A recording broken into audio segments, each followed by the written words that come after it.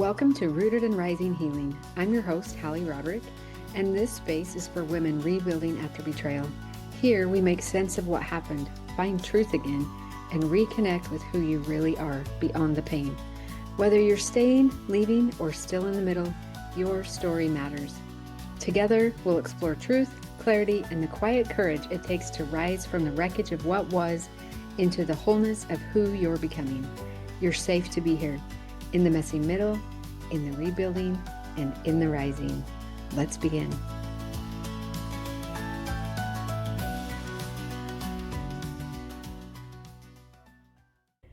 I want to take a moment to share 2 upcoming opportunities for women who are ready for deeper healing. The Revive and Thrive Somatic Intensive, which is May 5th through the 8th in Spanish Fork, Utah, is designed to help women regulate their nervous systems and start to process the physical impact of betrayal on the body in a safe and supportive environment. And the Rise, Renew, Restore Retreat in Costa Rica, which is July 20th through the 25th, is a beautiful, immersive experience for women to fully step away, reconnect with themselves, and move forward with clarity. I would love to connect with you at either one of these in-person events, so you can find all of the information on these in the show notes. Now let's dive into today's conversation. Thank you for joining me on today's episode of the Rooted and Rising podcast. I'm so glad you're joining me today. There's something that I see so often in women after betrayal, and it's rarely talked about because it looks like strength. And that is when you get organized. You start researching, you start tracking his progress, you start holding everything together. You become the strong one, the manager, the one who keeps the family afloat. From the outside, it looks like resilience, but underneath, it might actually be survival, because overfunctioning is one of the most common trauma responses after betrayal. And it happens when your nervous system believes that if I just stay on top of everything, maybe I won't be blindsided again. So today we're talking about the exhaustion of carrying what was never yours to carry, and how healing doesn't come from doing more, but it comes from slowing down and coming home and anchoring back into your own body and your own inner authority. We're going to talk about why it happens, what it costs, and how to begin coming back home to yourself. So overfunctioning is when we take on more responsibility than is yours to carry in order to feel safe, stable, or in control. It shows up as maybe trying to manage your partner's recovery, you doing all the emotional labor because they won't or haven't, you making sure that you're keeping everyone else okay. Sometimes we just go along to get along because we don't want to deal with the impacts of other people's inability to handle boundaries.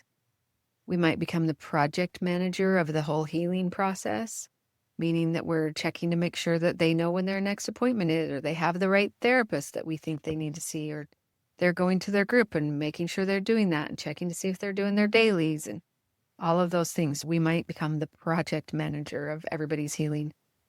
We're constantly thinking, planning, fixing. And so overfunctioning is what happens when your nervous system just believes that if I stay on top of everything, then maybe nothing's going to fall apart again. And it's a trauma response. It's not a personality trait or a flaw. Many women often think I'm just anxious, or I'm just controlling, or I'm too much, or I should be able to stop.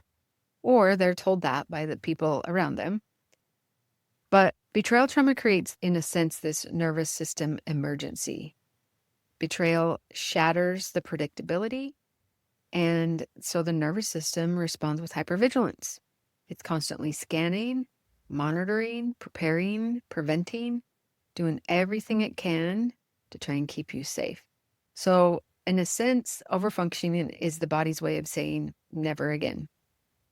I won't be blindsided again. It's a form of self-protection. And it's not happening because you're crazy, but it's happening because you're wounded. So let's break it down into some relatable categories. Let's talk about fixing. Sometimes the fixing might sound like, well, if I can just explain it right, finally he'll get it. Or if I hear a podcast and I think that it's something he needs to know and understand, well, if I just send him this podcast, or if he reads this book, or he listens to this social media post, then he'll understand it in a different way. And so fixing is the hope that if we do enough emotional labor, or we do enough research, or enough whatever it is, that the healing's going to happen faster. The healing can never happen fast enough for anybody in these circles. Then there comes managing.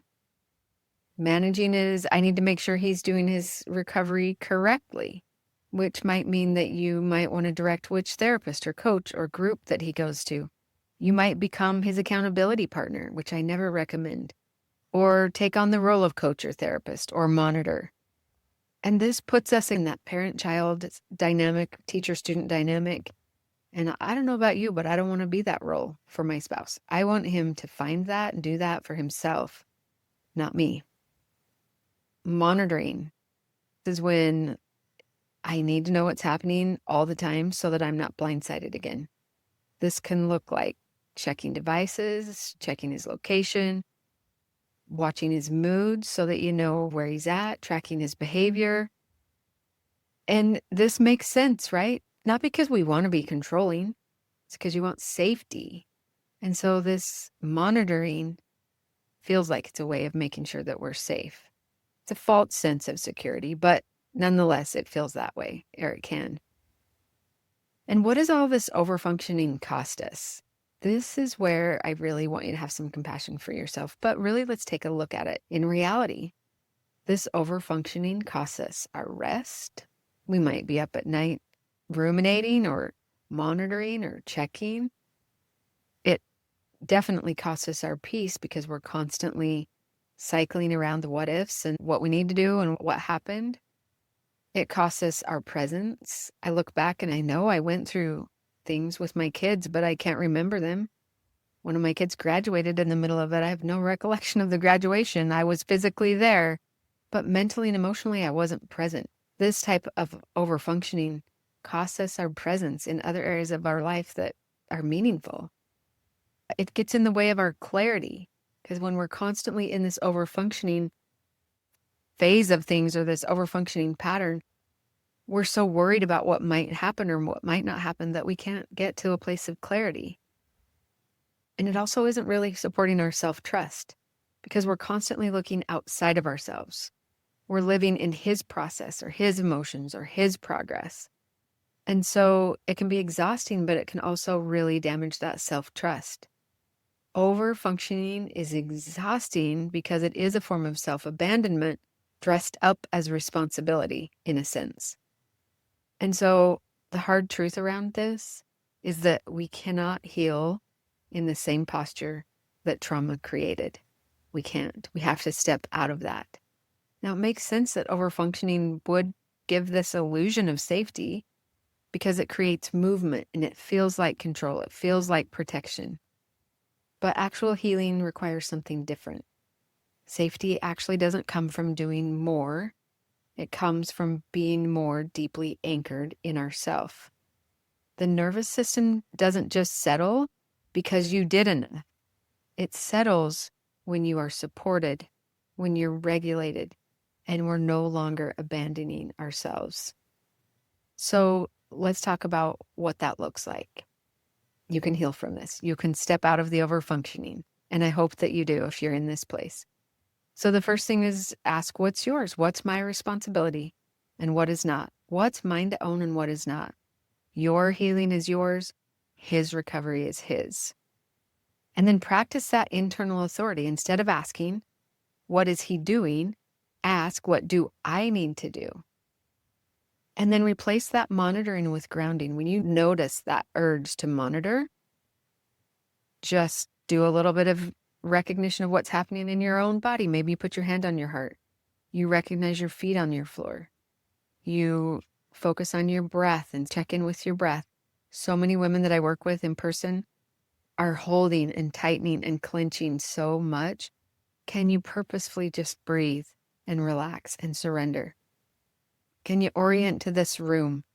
Can you call a safe friend? Don't forget, last week I talked a little bit about one of the things I wish I would have known would have been how important support is. Overfunctioning thrives in isolation. And that sisterhood gives you a way to break out of it. You can bounce things off the other women. You can get support from them. So don't underestimate that. And then choose a boundary that brings you a little bit back to yourself, not as a punishment, but as a protection.